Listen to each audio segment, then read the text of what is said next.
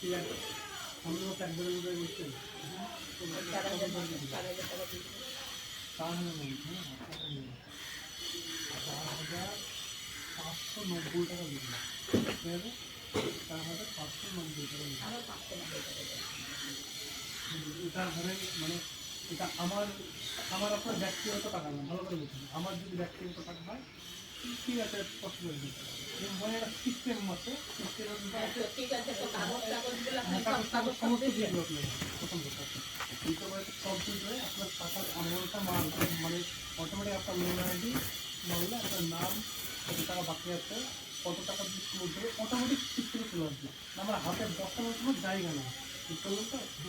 এই আর কি, আমার যদি ব্যক্তিগত হয় সেটা আপনাদের জানেন, কিন্তু সিস্টেম কম্পিউটারে মানে অটোমেটিক চলে আসবে।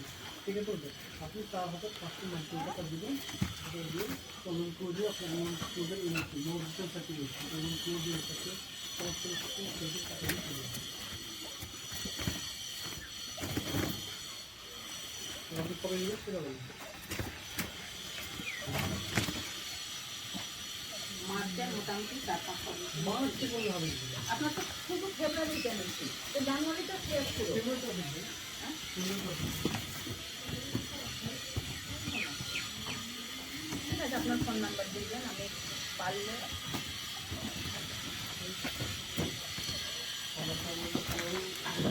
আমাদের মতো মতো করলে আপনার ভালো হবে, বলবেন তো? তবে আপনাকে 4,590 টাকা দিতে হবে। ওটাই হয়েছে।